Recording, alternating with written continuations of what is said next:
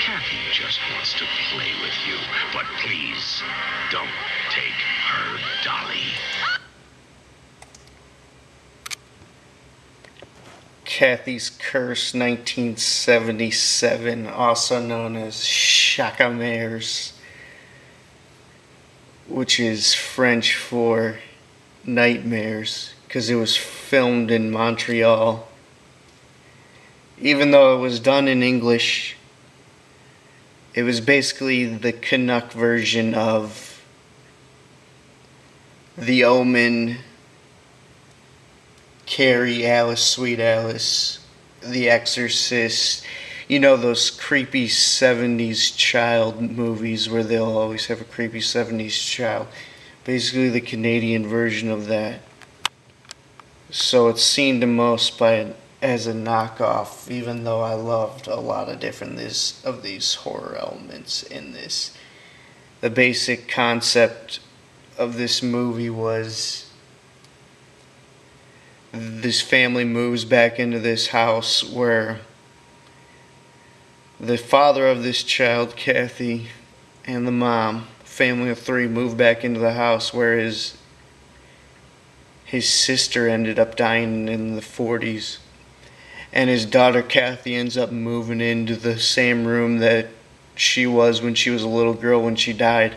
So she ends up getting possessed by the spirit. And a lot of people really hate on this movie because it isn't explained. The inherent evil isn't explained of why her aunt was evil. It's one of those 70s movies, a lot of like early 80s horror movies and different 70s horror movies where they just jump right into the movie and it'll be an incoherent plot at times, which I love for some things, and it really fits for this movie because there really isn't much to be explained other than she just starts being possessed and she just basically then the whole rest of the movie she basically trolls all the cast members with their telekinetic ESP supernatural powers. It's fucking hilarious. I love and then there's so many elements that make this movie great. And this poster with the girl with the green eyes that ends up being the aunt, the little girl that died in the house. That's the picture, and it becomes green eyes, and they actually have this image in the movie. Cathy ends up getting possessed, like I was saying, and the movie even has like a green tint to it because it's like bootlegged, kind of like messed up film. It's kind of like what Robert Rodriguez did with the Grindhouse, his Planet Terror version, how he made the screen red and yellow and green at times. Well, it's actually green like this. That's how the film came out. It's so dope. A lot of people complain about that too on different message boards because there's only one review and it's some guy just mocking it the whole time as a complete joke. But I loved the fucking morning breakfast scene where it finally reveals their telekinetic powers, and there's a scene where she comes down for breakfast and she immediately just like zaps this statue that was like in the kitchen, and the nanny ends up giving her some oatmeal and she ends up spiking the bowl to the ground, but she's under her spell, kind of like in the Omen, how the nanny's under Damien's spell. And then she also walks around with this creepy doll the whole movie. Whatever happened to Baby Jane style. And she ends up driving her mom crazy. She kills the nanny. She mind controls the handyman, and she ends up killing his dog.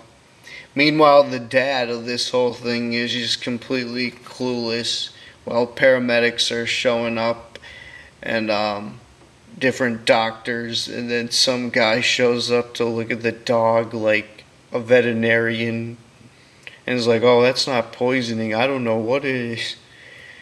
And the dad, of course, has no clue. Meanwhile, even all women are inherently have the devil in them because of they've been tainted by Eve. He doesn't see any of it coming. And then she ends up having. Hold up, the mom confronts the dead. Hold up, what happens? Oh yeah, the mom confronts her about the dead nanny while she's like teleporting, while Cathy's like teleporting around the room. She's like, I know you were there, even though she's just proven her right to her face that she could teleport anywhere, that she could be anywhere at any time. But obviously, she did end up killing the nanny. And then I gotta mention the seance gone wrong part, where there's this medium who's cast in the movie just for confrontational purposes. They end up having like lunchtime tea for no reason whatsoever. And she ends up picking up one of the photos of the dead girl. And then obviously that causes like a triggered reaction between her medium and Cathy, like fucking around with her telekinetic powers. Oh man, and then the medium, this is my favorite scene of the whole movie. The medium ends up having a confrontation. She ends up going up into the attic, which becomes Cathy's domain. And she spins around like Blofeld, the hidden villain from the James Bond films, in the chair. So evil with her doll. That scene is just fucking classic. And then the fucking picture with her eyes just go green. And the soundtrack just adds to the horror of this, and the object of the doll just as another object of horror that adds to the eerie and creepiness of that 70s feel that you could only get in that decade. Even though it's a Canadian knockoff, it's done with so many different elements. It kind of takes like all the best elements from like Alice, Sweet Alice, no, I'm saying the Omen's better, but it takes elements from those movies and Class Reunion Massacre and The Exorcist, and Carrie. And then for the ending, I was totally into every moment of this whole movie. And I just am thinking what's going to happen for the ending. And it finally gets to the final scenes, and the mom comes back from the madhouse. And they end up having like a pillow fight, even though she has telekinetic powers. As anticlimactic to his Texas Chainsaw Massacre 2. And then, of course, without explanation, she totally erupts and has poltergeist activity, earthquake throughout the Montreal house.